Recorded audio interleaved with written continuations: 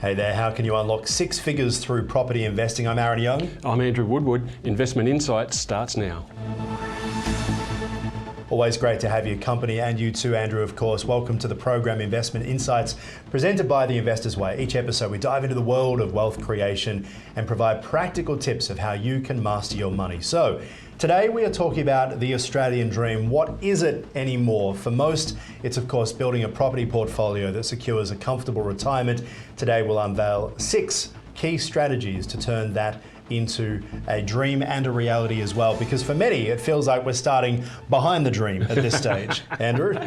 Thanks for having me back again, Aaron, and really got the pleasure today to welcome back a guest we've had before, Moxin Reza from Investor Partner Great Group. to see you, Moxin. Thanks for being on Thank you very much, guys. Yeah. It was amazing. Yeah, so the six-figure dream, what's the most important part? Is it capital growth, is it income, or is it both? I think if you take a step back, this is not a get-rich-quick scheme. A lot of people, talk about it and say, "Hey, 6 figures in, 6 months or 6 years or 6 days."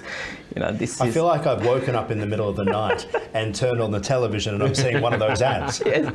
And that's why it's always important to quantify and qualify this, right? That making 6 figures, while it's easy, it takes a lot of effort, and commitment on your part as well. Yeah.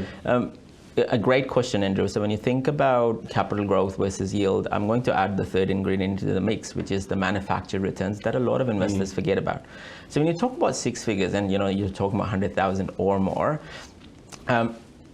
it's not just the capital growth. You have to bring in the manufactured returns into the mix. Well, hang on, what is that? Okay, let's talk about manufactured returns. So let's assume that I buy a property for say $500,000. Okay, I spend $50,000 on renovating it. Stamp duty, etc. It cost me $600. There would be someone out there who would pay me for a schmick-looking property, a $700,000 property. You've done price. the work. They come along and say thanks very much. Correct. Yeah. And the reason it works is that people are lazy. They don't want to do the work. Okay, and they want to only pay 20% to the bank to get that property. Because 80% is what the bank is lending, right? So for a $700,000. They pay 20%, which is say $140.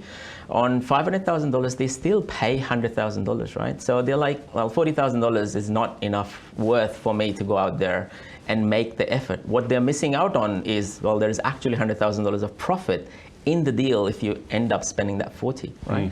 And that's what they don't think. And that strategy, I call it leapfrogging. It enables you to leapfrog into the second and the third. I thought we called it flipping. I thought that was the idea of flipping a property. Well, flipping a property involves selling it.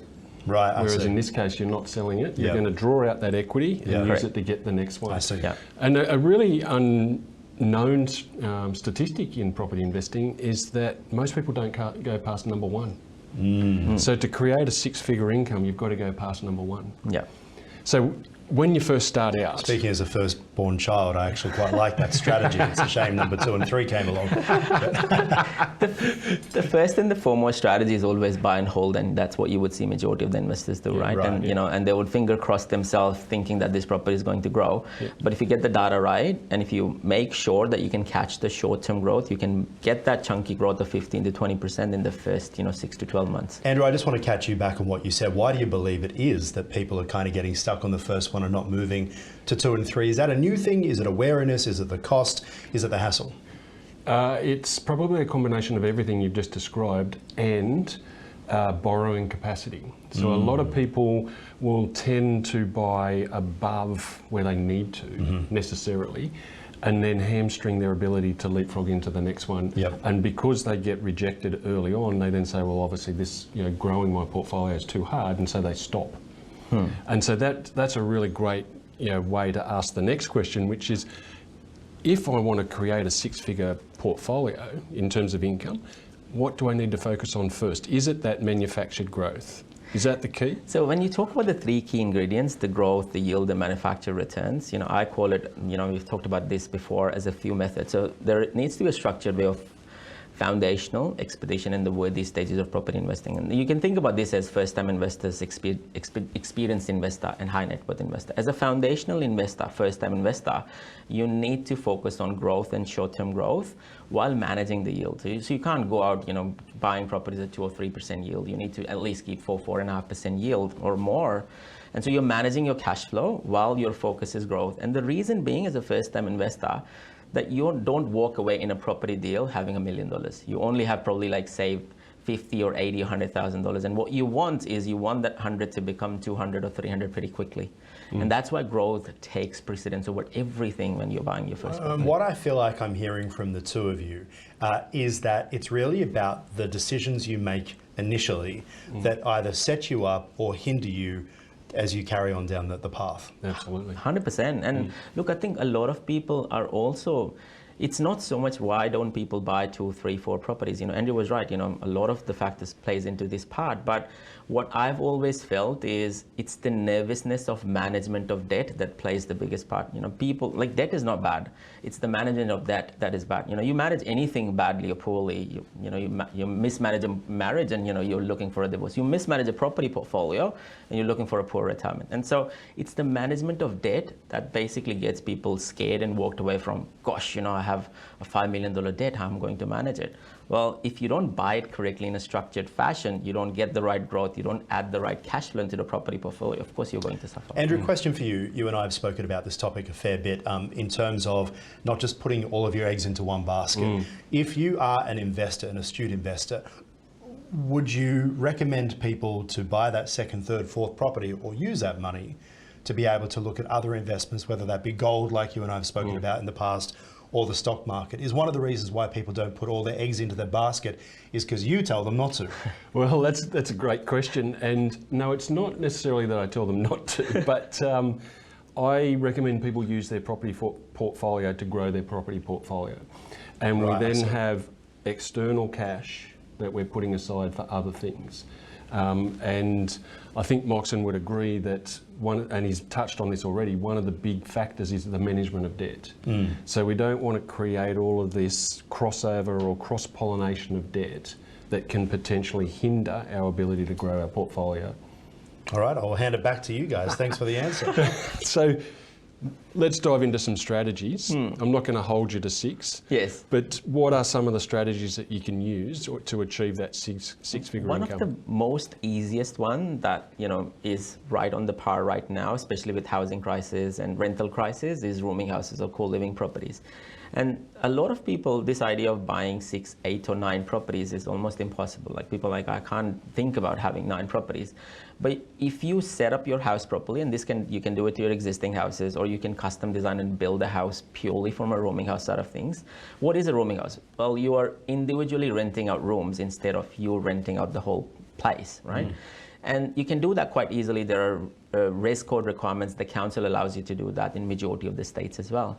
And what you're doing is you're creating a passive income from a single property, like that you have 5 properties. And that's an amazing strategy. You can go from like earning on average like $20,000 or $30,000 of income rent from a single property to almost $140,000, $150,000 in passive income, and that's your 6-figure return. Wow. You're speaking to a guy who lost Monopoly to a 6-year-old over the weekend. So I'm not sure whether I should be asking questions or licking my wounds here.